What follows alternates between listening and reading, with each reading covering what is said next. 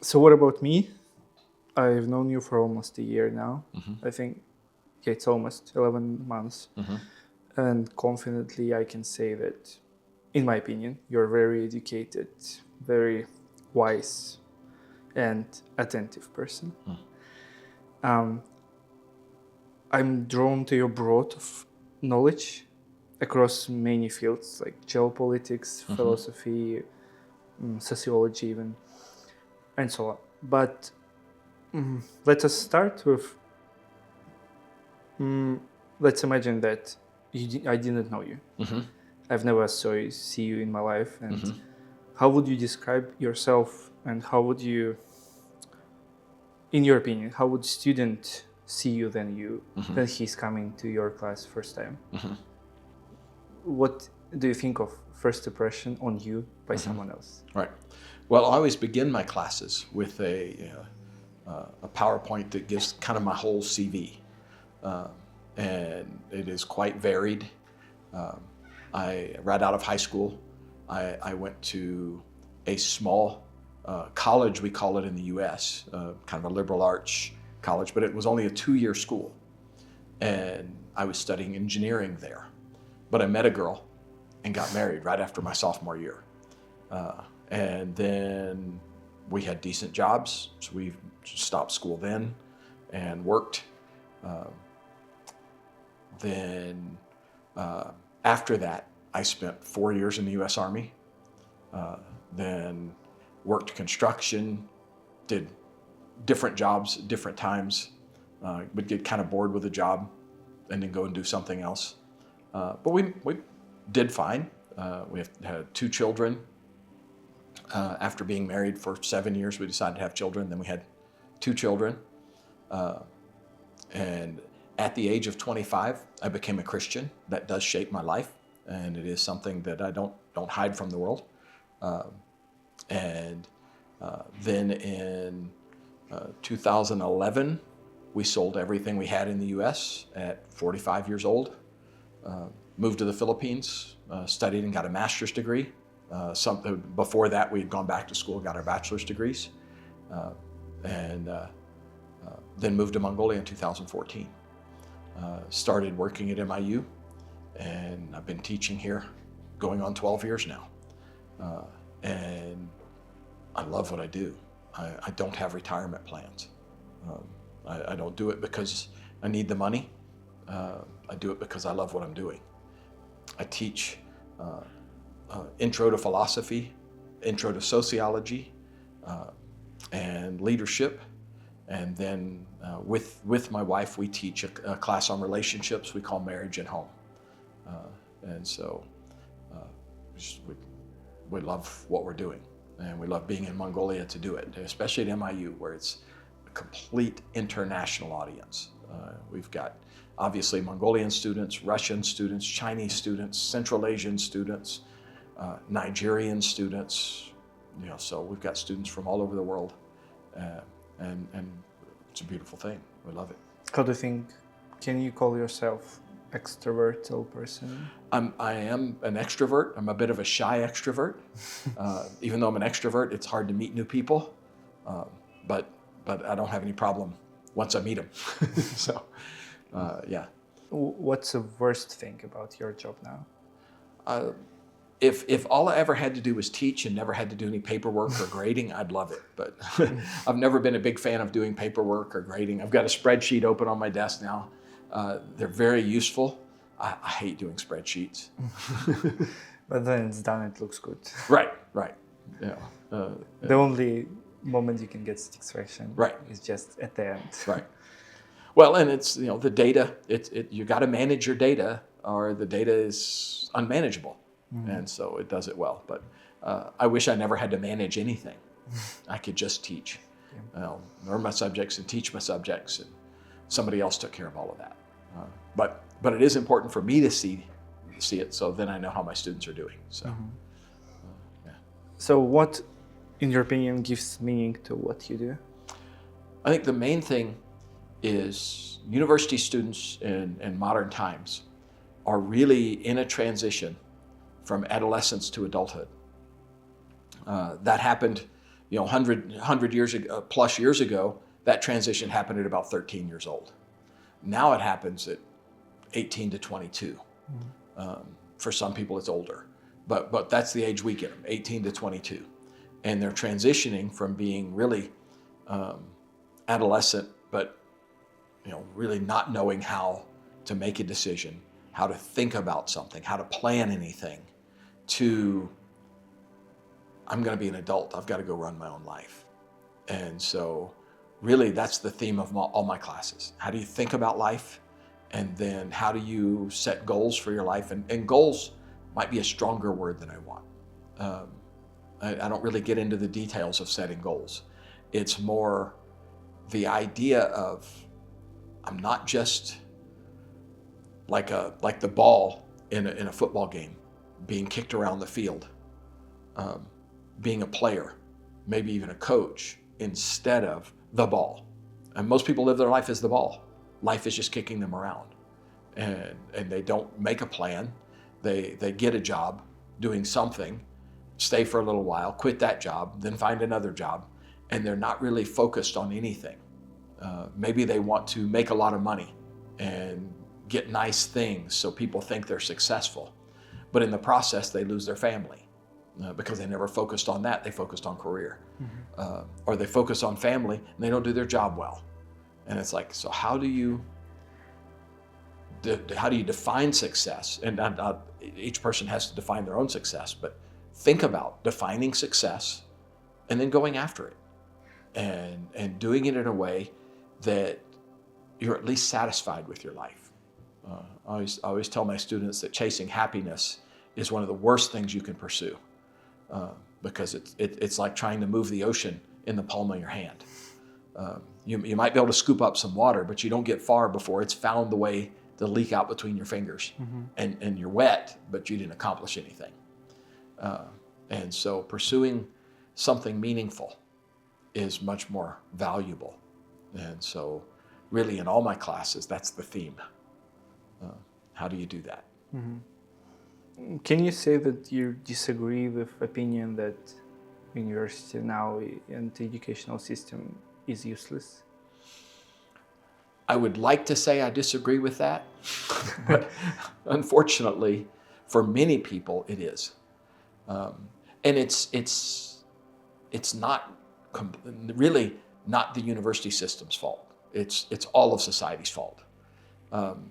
Essentially, we have made life so easy for children that they think life is going to come to them. That they're on the football field, they're not the ball, they're the goal. I'm the goal. Life is coming to me. And no, there's an entire defense trying to keep you from getting life. That nobody, in fact, your parents, the school system, everybody's protected you from that. And now you go to university and even universities, because they're competing for students, they're making it too easy for them. And then the students graduate and your boss and your job is like, no, we need value from you. You have to kick the ball. And they're like, what? But that might hurt my foot.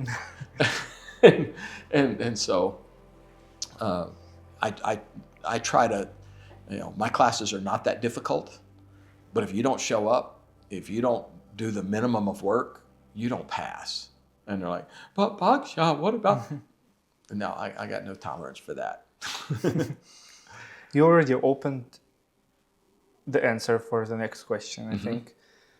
So it sounds like this. What would the world lose if people stopped studying your subject? I don't think it's my subjects as much as the theme of my subjects, which is the same across all of them. Like I teach sociology. I go through in one semester, it's an intro to sociology. So we touch on 20 different sociological topics.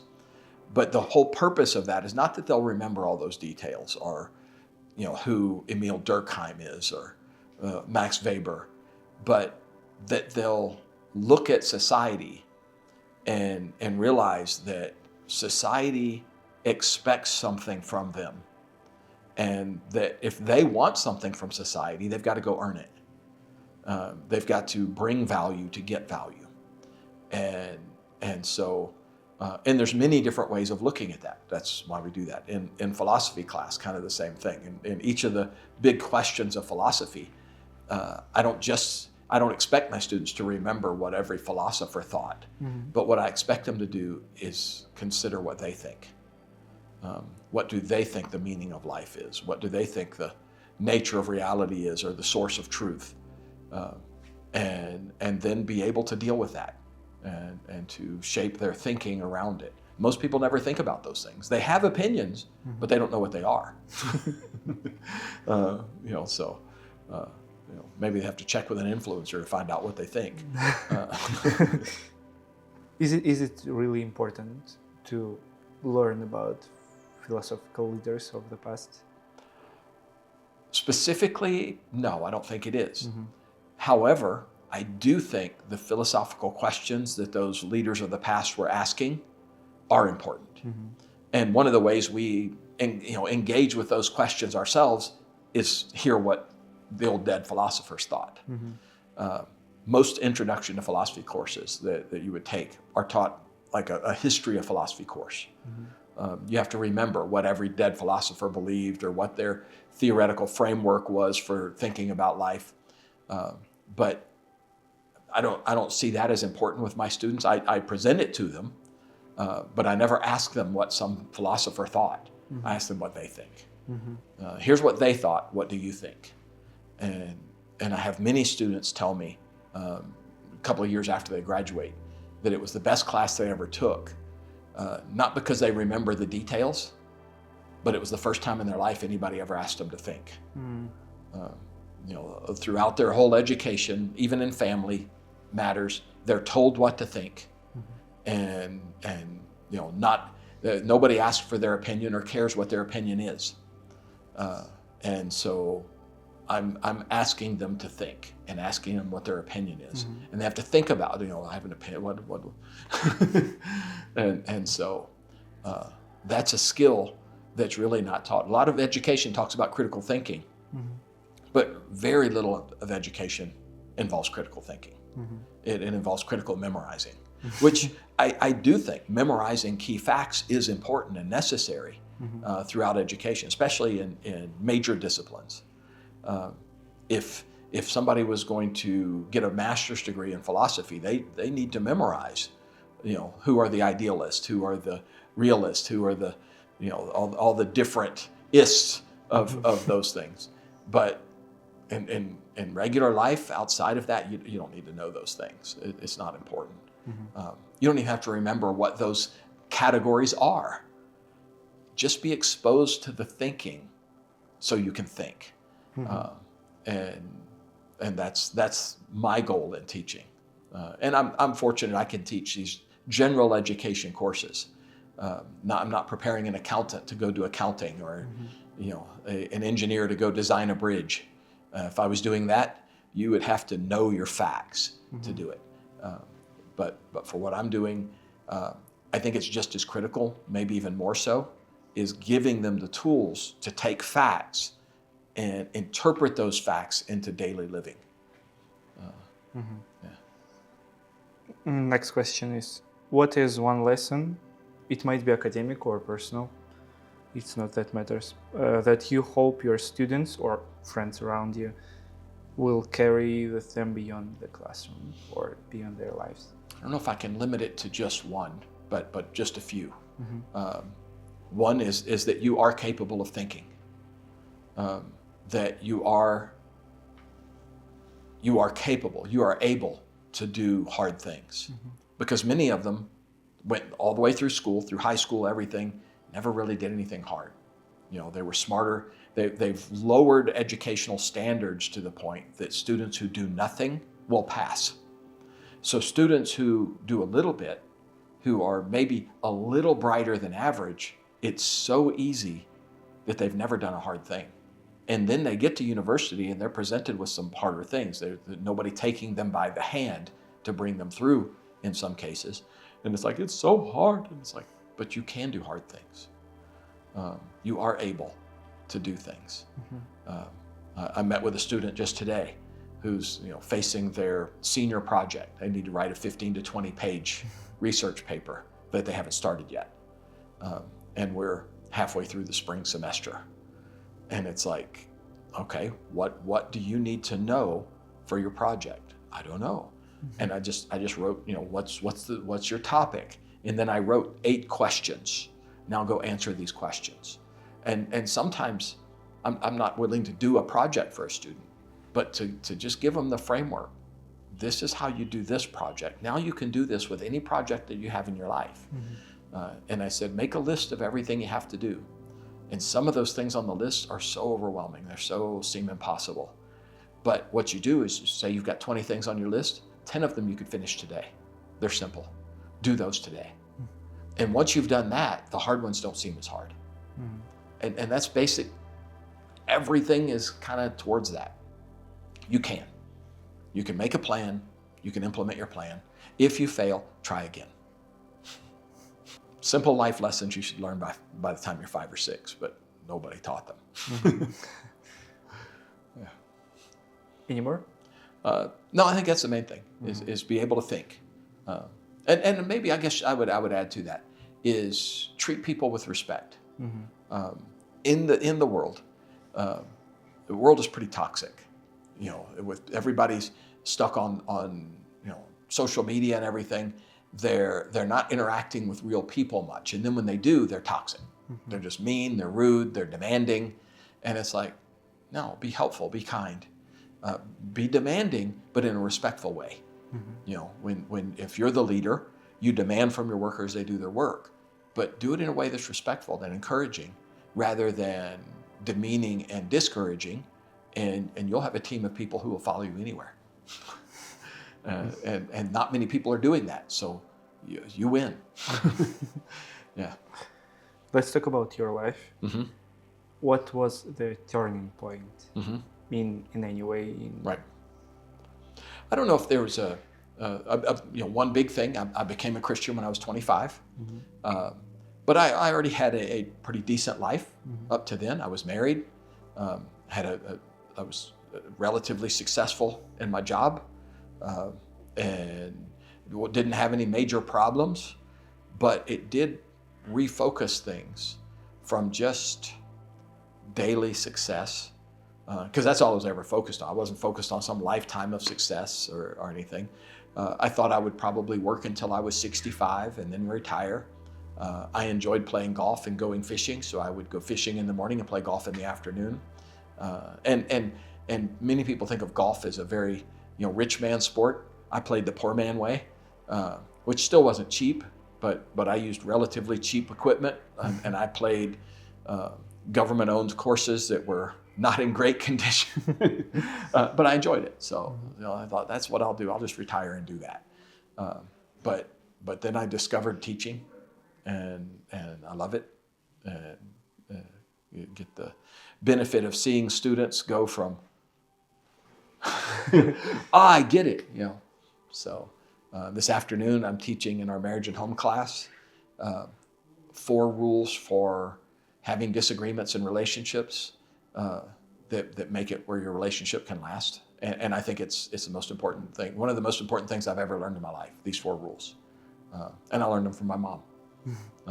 And so I thought it was a common thing until I've never found anybody else who knows these 4 rules. Someday I'll write a book about it, maybe. Because otherwise they'll I don't know if they'll go much further. So let's talk about mistakes. Yeah. Usually you want to tell about your mistakes only if it leads you to success. Do you have any mistakes that taught you the most? I can't say that I've had any major life mistakes. I've done some things that I lost money. I've never been fired from a job. I've never taken a job that I thought this was the dumbest thing ever.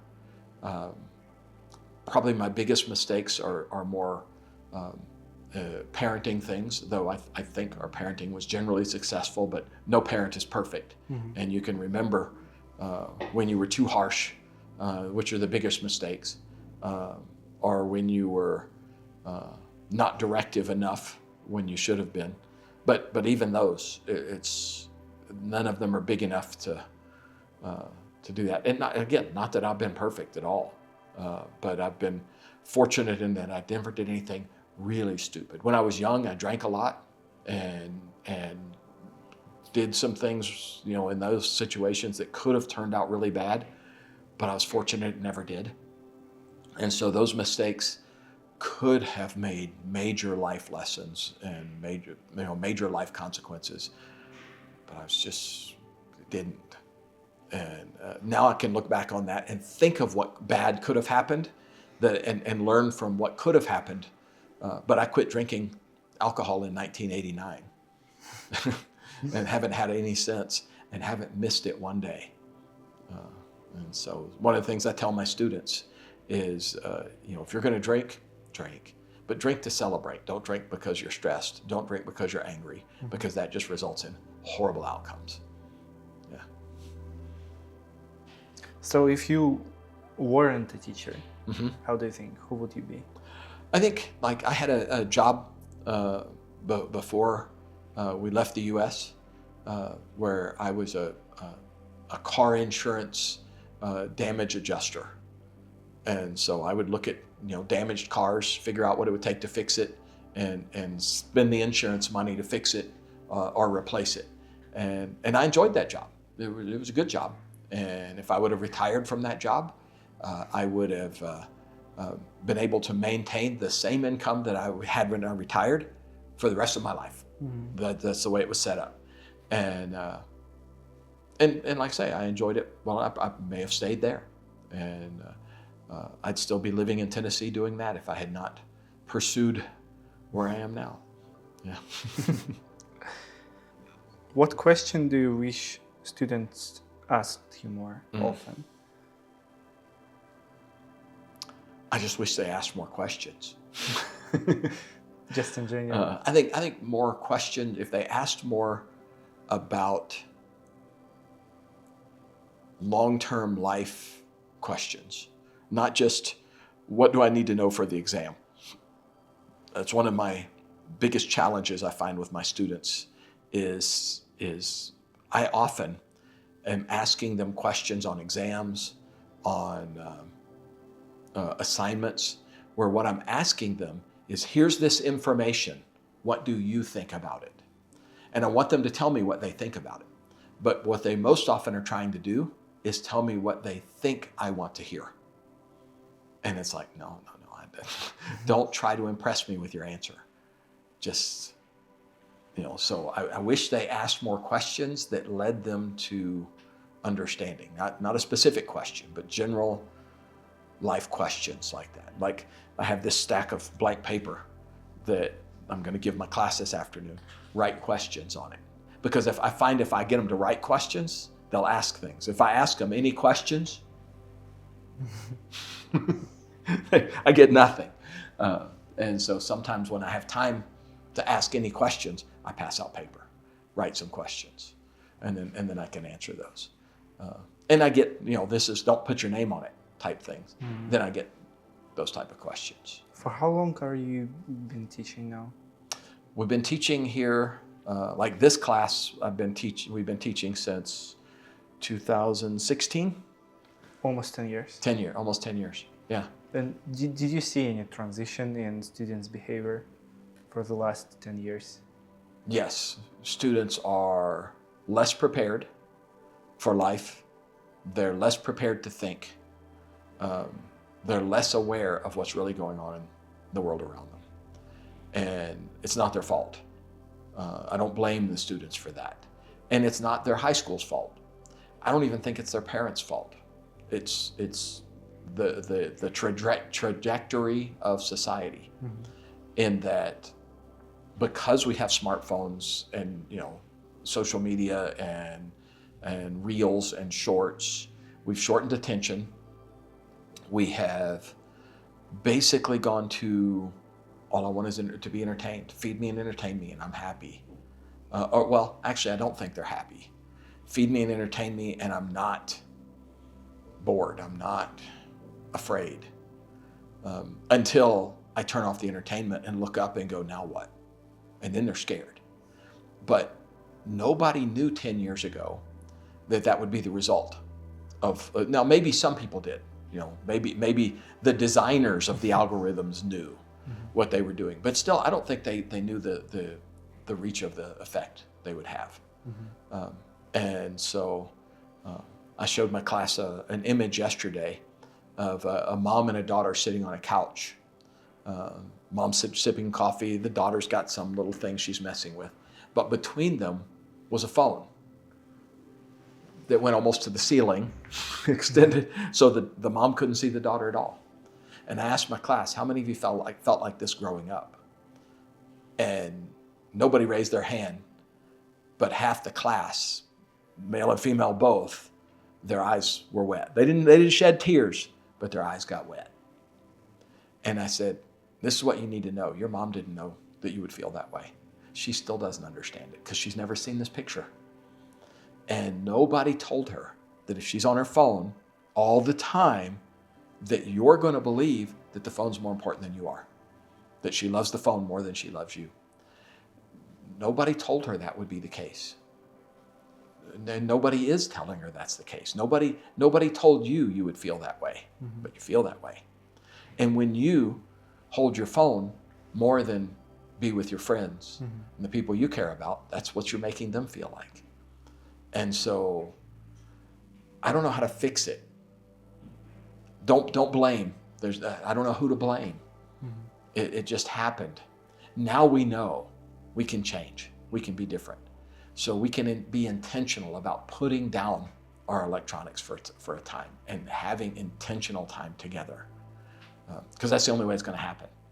And it won't be easy because we don't like turning off our entertainment. You got to put it down. And I said, like, if you go on a date, you don't have to put your phone on airplane mode, but turn off Wi-Fi and cellular data. So the only way you get a notification is if somebody calls you. And maybe if somebody calls you, you need to talk to them. You can say, excuse me for a second, I need to take this call. and that's, people can understand that. They're accepting of that. But if you get a notification of something on Instagram and you stop paying attention to them and go to Instagram, they're not going to like it. And if they do it to you, you don't like it, but you both do it. So those are little things that I'm trying to communicate. How to have relationships that are healthy, because there aren't many healthy relationships out there anymore. Many young people don't want to get married. They don't want to have children because they know what their childhood was like, and they're afraid they'll do the same thing and not that their parents were evil and abusive. In some cases they were, but usually not. They just weren't attentive. They weren't loving, but they didn't know they weren't. They were just distracted. Yeah. And last one. Do you have a few books you can recommend to read, to try at least? So, two books that a lot of people maybe have never heard of. Both of them come from a Christian perspective, but I think even a non-Christian could read these books and take wisdom from them. And they were just popular books. They're not deep books, I wouldn't say in any way. One of them is called Don't Waste Your Life by John Piper. And it's simply about, what are we living for? Figure out something to live for. One of the ways I ask that question, and this book doesn't ask the question that way, but I asked this question in my philosophy class. The question comes up, is there anything you would die for? And often people have a few, I'd die for my family. I would die for okay, are you living for them? oh, wait, that's different. And then the other book is called Radical. And it's also about basically the whole world. They used to call this the American dream. And the Radical is turning the American dream upside down. So what is the American dream? The American dream is to grow up, get married, have a family, own a home, someday be able to retire and travel, something like that. Well, is there any place in the world where people don't want to do that? I don't think you can just call it the American dream. Everybody wants some version of that. Grow up, have a family, own a home, have financial freedom, be able to travel. But I think in many cases, what has happened is instead of really just wanting what I just described, we've somehow made it, not only do I need to own a home, I need to own a home and a car and stuff and clothing to impress the world so the world thinks I'm successful. And that's almost undoable. Some people pull it off, but oftentimes if you were to go deep with them, you'd find out they are massively stressed in trying to fulfill that expectation. And it's that book Radical says, let go of those expectations. Sure, own a home, get married, have a family, travel, but live below your means. Make this much money, live with this much money. What most of the world is doing now is living with it, or making this much money, but living with this much money. However much that is, no matter how far, where you move the scale, if you're making a lot of money, you're spending more. Making a little money, you're spending more. Flip it. And there's just wisdom in that. And so, like I say, that book is from a Christian perspective, but it's just wisdom. The don't waste your life, live for something meaningful. Radical, live below your means, live simpler than you can afford to live, but enjoy what's important. Your family, your time. Don't just waste your time with a screen, the glow of a screen on your face. Sure, you can do that some, but have something more meaningful in your life. Thank you so much for having me. Yeah. I really appreciate it. I enjoyed it.